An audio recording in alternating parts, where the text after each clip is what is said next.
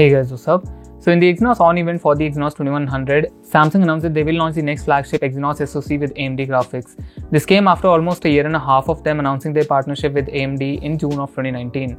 Now, a benchmark score of the new Exynos chip with AMD GPU has leaked from Korea, and it reveals a score of 181.3 frames in Manhattan 3.1, 138.25 frames per second in Aztec Ruins, and 58 frames per second in Aztec High, beating not just the Snapdragon 888 but also the Apple A14 Bionic chip that scores 120 in the Manhattan 3.1 test, 79.9 FPS in Aztec Ruins, and just 30 FPS in Aztec High. So these scores for the Exynos chip with AMD GPU look promising, and if you remember, these exact scores were leaked last year in April as well. So if these are true, then the next Exynos will give the Snapdragons and Apples of the world a run for their money. In addition, Samsung may finally be able to remove the Snapdragon processors from their phones altogether, or at least on the flagships.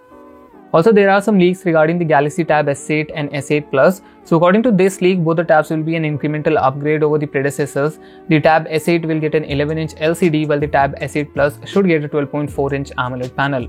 Both will have support for a 120Hz refresh rate and will be powered by the Snapdragon 888, but with the Tab S8 will have the fingerprint sensor embedded in the power button. The S8 Plus will have an in-display fingerprint sensor. There is no information on the amount of RAM and storage the devices will carry, but you can expect 8 or 12 GB of RAM along with 128, 256 or 512 GB of storage. Also, the batteries will have a similar capacity as the predecessor, with the Tab S8 getting an 8000 mAh battery, while the S8 Plus will get a bigger 10090 mAh cell. Apparently, both will get support for 25-watt charging. Samsung has been doing that lately, reducing the maximum charging speed from 45 watts to 25 watts across all their phones and tablets for some reasons. Now, Samsung is also working on a new form factor after having launched the Z Fold and the Z Flip, where the screen will actually slide from the left or right. So this phone will have a retractable display that can expand or retract on both the sides. It is a patent as of now shared by Let's Go Digital, but I can see Samsung launching something like this in the future. They're using two switch gears and a switch rail to move the housing, which would help increase the size of the screen by up to 30%. So a regular 6-inch display can be stretched to 8 inches.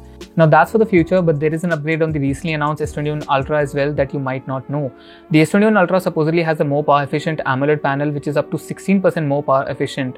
How it works is that the pixels in OLED panels are made out of organic materials that glow when current is passed through them. So Samsung has sped up the speed of the electrons flow in the screen's organic layer, which would also increase the brightness of the light produced and hence producing a brighter panel.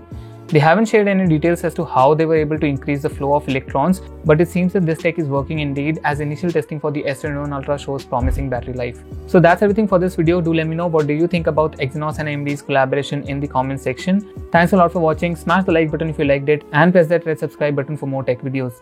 I will see you all in the next one. Till then, bye bye and stay safe.